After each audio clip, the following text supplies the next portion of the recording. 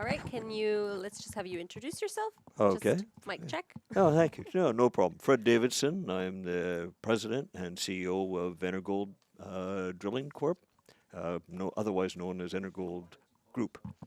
Okay, Okay. perfect. How's our sound check? Very Yeah, good. got it? Yeah. Perfect. Yeah, and if as we actually only met. I was just saying before you walked in on the show, we actually only met 2 minutes before the show started, kind of thing. I'm going to be testing you on some of those questions. Yeah. And so, yeah, we don't rush through the conversation here. We want to kind of go through the questions and take our time and get to know your company, get to know your outlook on the industry, and we've got the questions that we went over about a month ago. But if there's new talking points you want to go in, we've got time. Fair enough. All right. Let me just find. I heard on a separate note, I heard you got sent to the wrong location this morning. Well, you can never trust Jerry. Well, he missed the east part, the Columbia part, and went to East Well, Columbia. the thing is, we keep having that happen because we don't send we have to send people the postal code as well. Yeah. And if they don't put in the postal code, Google will not send them to this location. They're Really? refusing. So Yeah. we Yeah. keep getting people going, and then that. So most of the time, it's actually our fault because we forget to put the. I'm not blaming you on this one. It's much more fun to blame Jerry. Yeah, he always blames me for Yeah. everything. So. Yeah. He's got big shoulders. Let's talk a little bit about you. Your background. Did you found the company? Yeah, I did actually. We were originally in the mining side, and when in the mining side, we found that the traditional methods for doing exploration, drilling, created a heck of a mess. Didn't do anything for the social or community, and the end result, as an industry, we were tending to alienate rather than ingratiate ourselves with the local community. And as a result, we started off I guess around 17 years ago. We picked up a small drill that we could move into a site without having to create roads. We could employ the locals to help us. And the program went really well. The locals were very supportive of us. We had minimal impact upon the environment. And especially when you're working in some of these communities, you're the first salary they've ever earned in their life. And it was really appreciated. We recognize as a mining company that the driller is the first impact he makes in the local community. Right. And if you make a mess, if you alienate the locals, the mining company's now got a huge hill to climb. So that initial drill would get down to about 75 meters. So it was pretty primitive. We've been upgrading those drills, basically evolving those drills now, and we call them modular. Everybody thinks if we say they're man portable, everybody sort of wonders what sort of thing you've got. They look like a bit of a sewing machine, but when you put them all together, and the whole idea is you bring in parts that are fairly light, so you have the local community move them in on their traditional trails, not a cat road. You pay the locals, so they become involved with the program. It becomes their program. And when you put that rig together, it can drill like any conventional drill. So we assemble it on site. Oh, so you are packing it in pieces then? Oh yeah, and we move it in with mules. We move it in with we've moved with dugout canoes. We've moved it with people, just carrying it in helicopters. We've drilled from the Amazon to Papua New Guinea to the high Andes. They're very flexible because of their mobility, and yet they're very powerful rig. Case in point, rather than one big engine that might weigh 1,000, 1,200 pounds, we'll have 3 small engines. Oh. Same horsepower, but you put them together. Oh, And okay. the second thing we do is the drills are very simple. We've dumbed them down. As opposed to everybody else who's getting more fancy in their equipment. And when you're working in a remote location, the more you have on that rig, the more likely something's going to break. And ours are very robust machines. And the third part of it is the skill set of a lot of our drillers isn't high. And traditionally in a big drill program, you have mechanics there and everything else. We don't. we basically just have spare parts. And because it's modular, if a part breaks, they pull it out, insert the new part, and continue on drilling. Oh, super So easy. so then so from what you're saying, then you're doing a lot of the initial. Yep. Is that primarily what your business is? Well, that's how we started out. That's how you started out. And what happens is you work with a client, you do a good job for them. Now they come in and they say, well, can you do something more for us? And sometimes these rigs will drill like a conventional rig. But sometimes when you get to certain depths, there's limitations time-wise on these rigs that slow you down. So then we have bigger rigs. And then some clients say, well, we like diamond drilling, which is a bit of, and some people wonder what diamond drilling is. We've actually been accused of drilling for blood diamonds. In fact, it's a diamond encrusted bit. And as it cores down, it produces a core inside the rod. But that's time consuming, more expensive, gives high detail. But some clients will say, look, we want you to do, say, every fifth hole that way, but we want you to do RC, which is like a hammer down hole, and just blowing the chips up to give us less, faster penetration, a lot less expensive. And the diamonds confirms what they're reading, but the chips give them basic data. So we've expanded into that.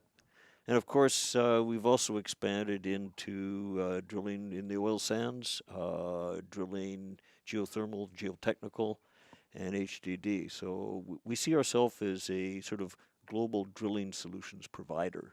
You bring us your problem, we'll find a solution for it. Right. Okay. What So how did you where did you get your start? To end up here with a company, this size, it's grown. I mean, you've had acquisitions. Where did it all, Well, I used to teach at UBC in Oh. Oh, in, really? in accounting. And a friend of mine wanted to build a mine up in northern British Columbia, and he needed a CFO, so I got involved with him there. Oh. And then we built a second mine, and then Total took us over, the French oil company, and we worked with them for a few years. And then Total left Canada again, like they do every 10 years. And then we ended up, I was working with the Wheaton group with the Golden Bear mine. And after that got sold off, looking around, so let's do exploration. So, yeah, my background is not exactly a geologist. I've got a BA, MBA, and a CA, but and about 1/3 of the way through trying to get a PhD. So it's been a lot of experience more than anything else. Right. So I guess when you were teaching at UBC, you weren't expecting to be running a drilling company. Not really. A few years later. No. This was one of those things that it walks across in front of you, and you see it, and it's opportunistic. It's something you see that has a real rationale for being there. It has value. And I think it's worked really well for us. When we first brought these rigs in and started working with them, the industry looked at us and say, well, again, it looks like a sewing machine. But it's now become a standard in the industry, and gets a little more competitive now. But the other side is we're constantly making improvements. It's an evolutionary thing, both for environmental, safety, and productivity. Right. Actually, you said when you first did it, they were 75. They were going 75 meters down. Yep. Now, what can you go to? Well, the models we're using right now, we find about 1,000 meters. It starts to become fairly inefficient. 1,000 meters. Yeah, it is. Visualize the Toronto, the CN Tower piled on top of itself a couple of times, and you're pushing something the size of this glass down that. I was expecting 1,000 about meters. 200 or 300. I wasn't expecting you to say 1,000 meters. Wow. No. And that must depend on what you're drilling into, right? Or Generally, the more competent the rock, the easier it is. So it is. You're right. A lot of the things we run into isn't the rock itself. It's the issues you run into going down. You run into sand structures that takes your water away, and we use water circulating to remove the fines from what you're cutting with the diamonds, and B, to cool a bit. And if you lose water, you can't remove the fines, now you have a problem. So we have to use additives that sort of plug those holes. And by the way, all of our additives are non-toxic. They're all tested. Nothing that we use in terms of additives is environmentally unfriendly, contrary to the mythologies out there. Right, and well, that's a big goal of our. Actually, before you walked in, we were talking about that. One of the feedback that we got from our last shows, which was talking, our last show was about getting mines off the ground. So we had a consultant come in, and he provided some really good information. And one of the feedback we got from the audience was that there's so much information. It's the same sort of messaging out over and over in all the magazines and now the shows, and there's not. But how are we going to make it so that people can learn and actually will start to support some of these new projects and that? And I think a lot of it is the educational aspect.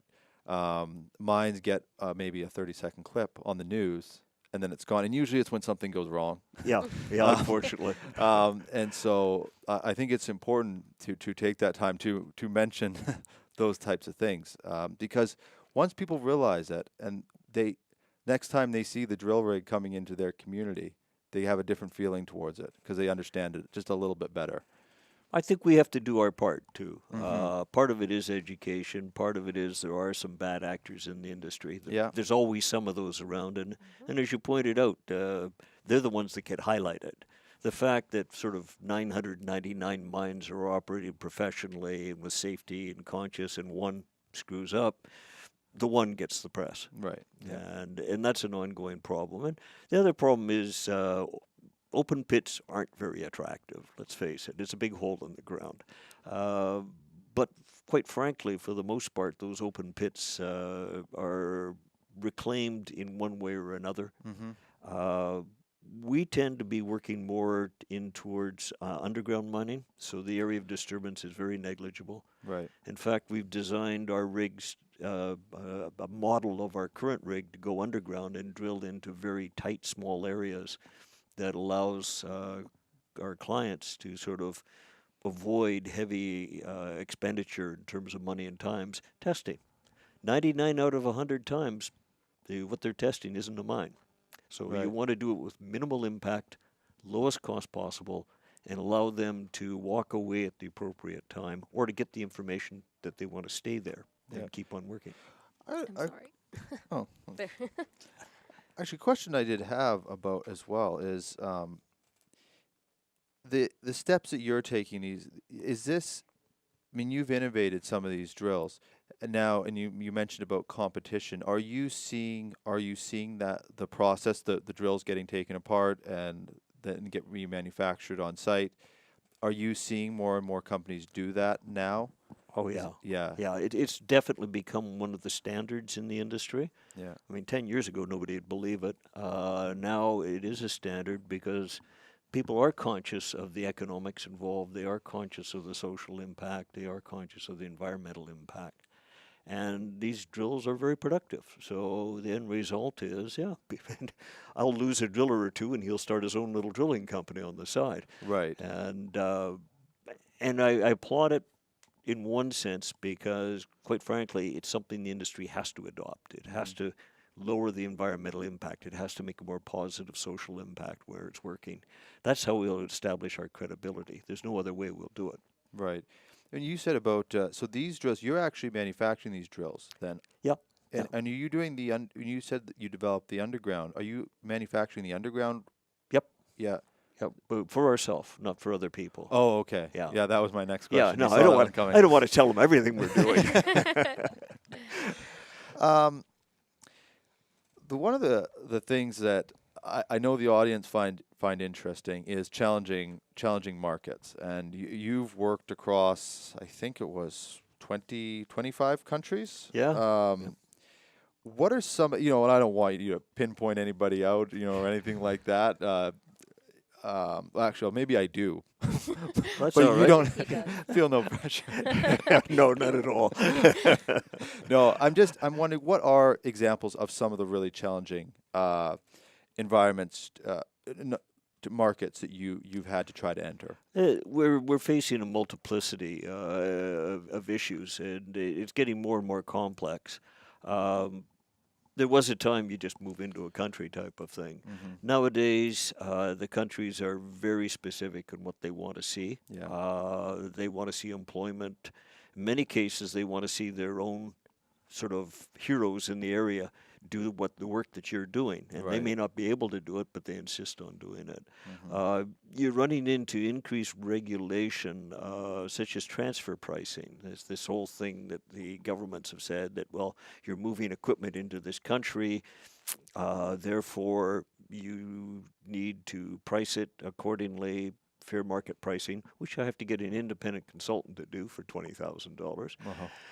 And then that's what they assess the importation duties on, et cetera, et cetera.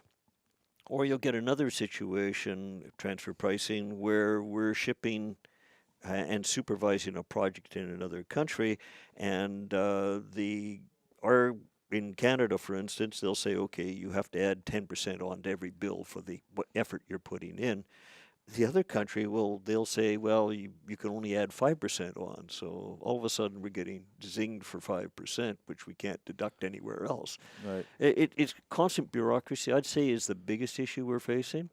Environmental, not so much, because I think we have a high standard there. The other one is social communities, because a lot of the work that's done in the mining, the money ends up going to whatever federal government exists and never gets back to the local community. Mm-hmm. And they tend to resent that. And yet, those taxes we pay, whether it be a driller or the ultimate mine, are not cheap. They're not Mm-hmm. there. And yet, the local community isn't seeing the benefit of it other than maybe direct employment. And they resent it, and you run into social issues. So it's very much country by country. It's very much culture. Some countries are very aware of mining, they encourage it. Others are trying to place their own heroes in that place, so you can't work in their country until they've taken every idea you've got. And other countries are just prohibitive because of maybe the history they've had with mining, or Mm-hmm. maybe just lack of knowledge of mining. Yeah. What is it like to go into a community? I think when we talked before, you talked. I think it was the Dominican Republic that you were in, and you came in with your drill rigs and ended up hiring people to pack in the drills and get everything set up. What is that sort of that from start to finish process for recruiting the local community to do something like that? Actually, the Dominican Republic was the very place we did our first drilling, Oh. and with that 75-meter rig. Uh, and the local community was very poor. They were sitting on an area that was interesting from a geological point of view, and a geologist had identified it as a target. And our local managers are always local. They're not a gringo imported into the country. So he went in, he explained the process, and depending on the situation, you may have sort of the head man in the local village will help allocate the jobs out. In this case, it was sort of a family village, and the sort of granddad would sort of say, "Okay, Jose, it's your turn to work this week," and we work with that. Now, the skill set varies. If somebody's carrying rods or carrying equipment, skill set's not very high. When they're working on the drill itself, not actually operating the drill, but working on the drill itself, there has to be a higher skill set, and we train. And eventually, that investment we make in training works for us, because that person ultimately will take and go work on another project in the Dominican Republic. As his skill gets better, he then becomes maybe an assistant driller and then a driller. And in a case like Mexico, we only have, I'm using the word gringo, but that only applies actually theoretically to Americans, but only one North Americano in all of Mexico, and we've got about 350 people working there. So we evolve to the local community, and we become, as far as the local community is concerned, we become a Dominican company or we become a Mexican company, and we manage within that scope as well. And I think that's critical. You're trying to bring value to the community, and at the same time, by doing that, you're also having them become part of the program. And that's how you address a lot of these stages where people don't do that. They come in, impose themselves. We've got the right to drill, get out of our way. and a year later, their drill's burnt and they're all chased out of the country. Right. Yeah. So yeah, you have to be very careful. And I guess from a government, even if you're working with a government that's difficult to work with, when all of a sudden they've got 350 employees, there's a certain amount of pressure on the government to work with you as well. Very definitely. Yeah. Very definitely. And we try and work with the government, obviously. They change rapidly, and in some of these countries, they're not necessarily the best places for people to work with. But they're a reality. That's the country's culture, and Yeah. we try and work within that culture. Yeah. I was going to ask just going to find my place here so I make sure we. Next part is the industry, mineral prices. I've invested a bit over the years into the mining Yeah. industry, and following those prices. Actually, one of my very first investments where we bought bars of gold. This is way back, and silver. Yep. And then we watched it. So we learned very quickly that things can go. Catch the falling knife. Yes. Yeah. So, how does a company like Energold, who is dependent on these exploration companies, actually, I'm going to take a step back to clarify something.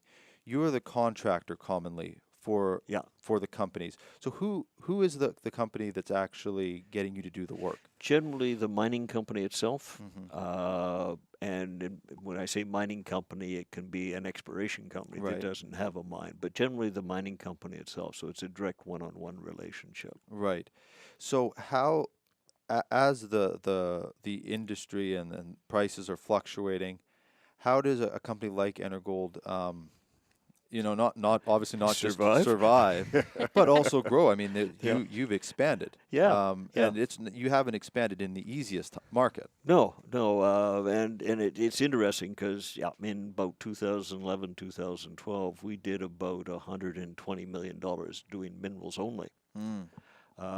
But at that time, we sort of sensed that the market was getting soft, and we did a couple of acquisitions. One of which was a company that works in the oil patch, drilling the oil sands mines, and they're mines. So to us, it was no great evolution, but oil responds differently than other commodities. Right. So that's kept us quite busy. I think our high for that was $50 million with them. So that held us up right there. At the same time, yeah, minerals are highly volatile, and you can't invest heavy money and count on every 1 out of every 4 years being great and 3 years being sort of slogging. Right. So the other side we have is we saw that we have a talented crew. We've got the equipment. We've gone into some non-mineral work, infrastructure work primarily. Yeah, I was seeing that. Yeah, and it's going nuts, quite frankly. Where recently minerals have sort of softened a little bit again, Right. being silver and gold. The non-mineral side has been growing fairly substantially. In fact, we hit a low in I guess 2016 where nobody was drilling. Oil prices were at $30. All the minerals were down. We're now about, I guess, 45% over that. We're looking at hitting sort of in the area between, well, if you use our second quarter results as an indicator, we should do about $90 million this year. Half of that will be non-minerals. Energy will be one, and it's growing this year. Will probably be about a 50% increase over last year. We have clean energy. We do geothermal, Right. ground loop geothermal. That's very dramatically growing in the United States. It's starting to catch on in Canada too. And then we do other drilling for infrastructure such as geotechnical, for roads and bridges and what have you. And the other one we've picked up about a year and a half ago was HDD, or horizontal drilling, and it's not the oil patch drilling. Yeah, that's one of the things I actually Yeah. wanted to ask you a little bit more about, because it's kind of a new thing for me. It is. It's what it's primarily designed is we have drill rigs that drill underneath rivers or roads or what have you, And we install infrastructure, everything from water lines to the big one is fiber optics right now. Right. Yeah. And we're finding that that's a real growth industry, especially as everybody's switching over from copper to fiber optics. You don't want to tear up a road just to put a little thing this wide across the road. So we drill it. And we've just completed a fairly large project in Calgary and south of Calgary. We've got a couple more coming out in Alberta because they're really moving into this. All of these subdivisions that were previously copper wired, now they're going fiber optics. We're doing some work in BC as well, and pretty well through the western provinces. And interesting enough, in Central America, where they've been a massive construction in Central America on buildings, and everything used to be above ground there. So it looks like a rat's nest when you drive through one of these major cities, and it's surrounded by buildings that are 40 stories high, but a rat's nest of wires. And they're putting a lot of that underground, and we're finding we're quite busy there, and that's an expanding market for us as well. So it's that plus the geotechnical work is it's still a very small part of what we do overall. But you're looking at margins that are running up in the 40 and 50 percentile. So Right. it sort of brings up the averages from the mineral drilling, which is pretty tough right now. Yeah. And do these vary? Do these kind of contracts, are they varying from government to private? And Yeah, yeah, yeah. I mean, sometimes we'd be working for equivalent to, say, a TELUS, right, and other times it'd be a government having their water lines installed in a community. right, So it depends who and what you're working for. Generally, our contract is, though, with the contractor that takes on the whole project. right, So we're not directly, say, dealing with TELUS itself. We're dealing with the contractor who's dealing with TELUS. And our job is to run those lines, and then they do all the wiring and what have you after that. right.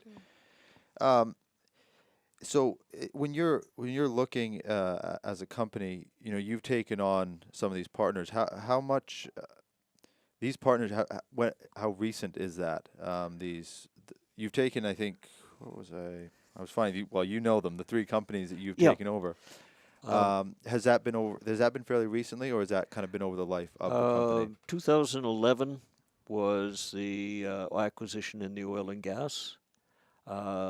2011, we also acquired a manufacturing company that manufactured drill rigs because we couldn't get drill rigs at the time. It was 6 and 9 months delay.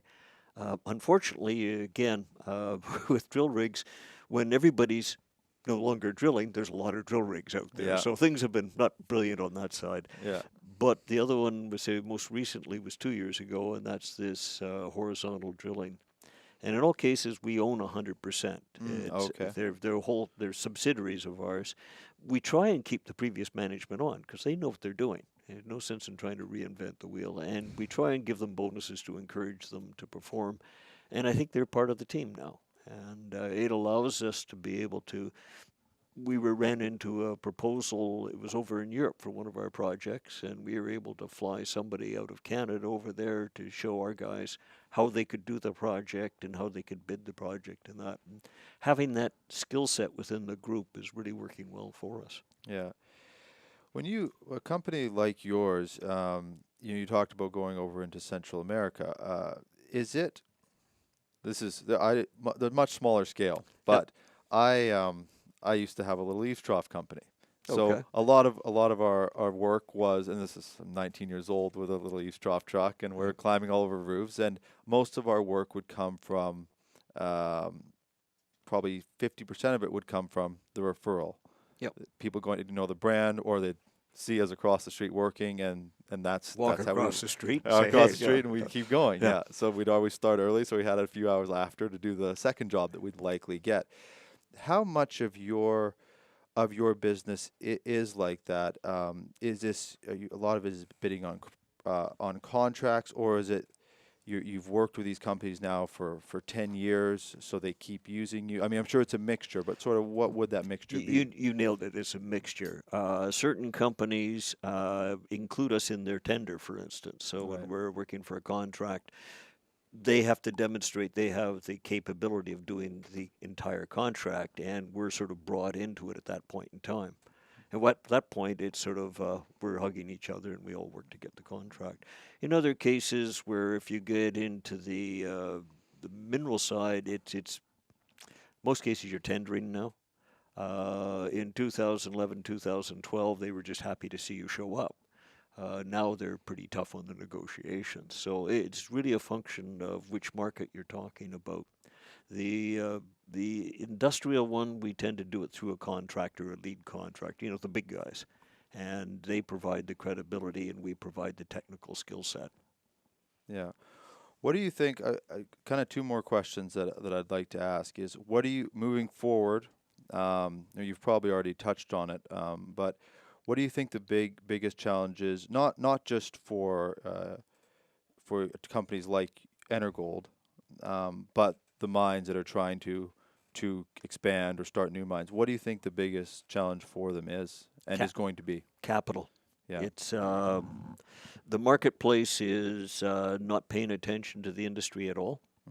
And if you're talking institutional, they tend to go for the equivalent to the exchange investment type situations.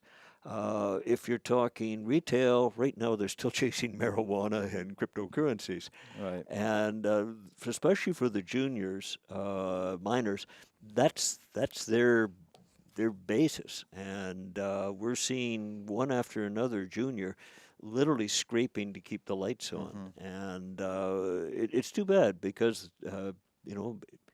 we have in Canada that's one of our leading industries, our knowledge in the mining industry. We have a highly qualified geotechnicians, geologists, engineers. That's what they do, and they do it very well. If that size of that activity shrinks too much, all of a sudden you've lost your leverage. You don't have that basis to call back on, and I think it's critical that that get maintained. I'm not sure how. I don't think really that's a government type of thing. I think they should probably stay out of our business as much as possible. But it really is where we have to make sure there's awareness out there. And it starts with the firms themselves, but it also goes back to the brokerage community, etc.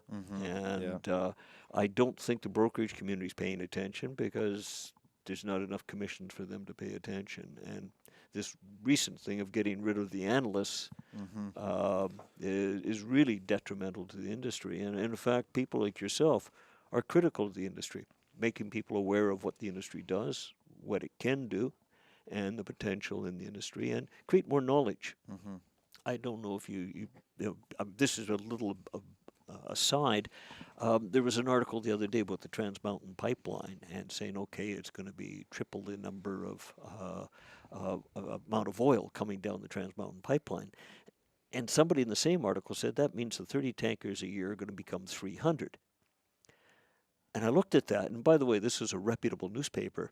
I don't normally write newspapers, but I pointed out either they're shrinking the size of tankers or my mathematics is all wet, and that's what's happening is there's a lot of false information out there or incomplete information, and our job is to correct it and educate the marketplace, and I'm not sure we've done a good enough job yet doing that. And I think the one thing that we found is that people are interested. We work on the marketing side for some supply companies, and there's sort of been a trend that people only want sound bites. Yep. But the market, people will take what the market gives them. So people are being given sound bites, so that's what they take. Now with things like our show and other podcasts, people will sit there and watch these for 3 hours. People want information. They want to understand. They don't. There may be certain parties that are pushing for sound bites because they don't want people to know. Yep. But if you give them the information, people will sit there. They are going to sit there and listen to. I think our average viewership on this, people watch for 20, 25 minutes an episode because they want the information and where are you going to get it. The last, it's going to be a two-part question I have for you. For you, sort of what are your strengths? Because a lot of people watching this show, they're not going to be people that are necessarily just in business or at the executive level. There are people that are trying to move up through the ranks or start their own business or things like that.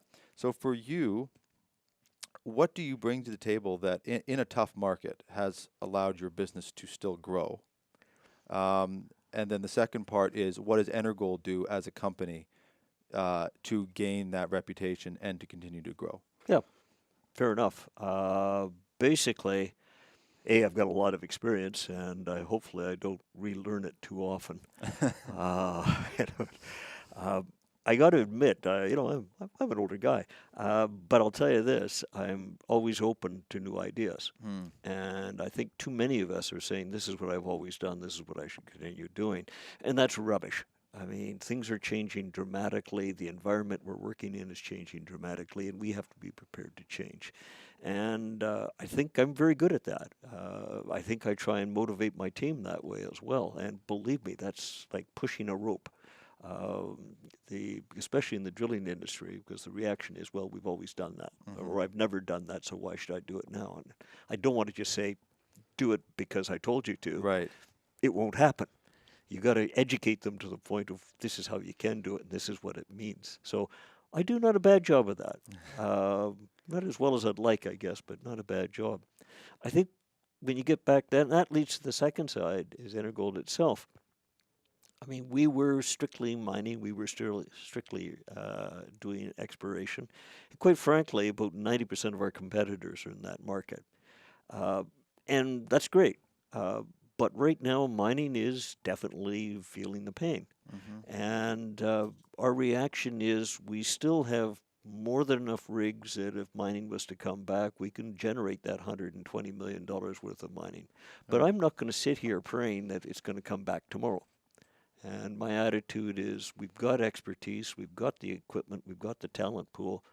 Let's get out there and do drilling. I'm not going to try and be developing games, etc. for the internet, but we have that expertise, and let's use it. And I think we're seeing that through the fact that the non-mining is growing way faster at the current moment than mining is. And it tends to be a little more stable, which is kind of nice. Yeah. And I think going forward, I mean, I won't put any color to it other than the whole industry, and in the mining, in the drilling industry especially right now, is struggling.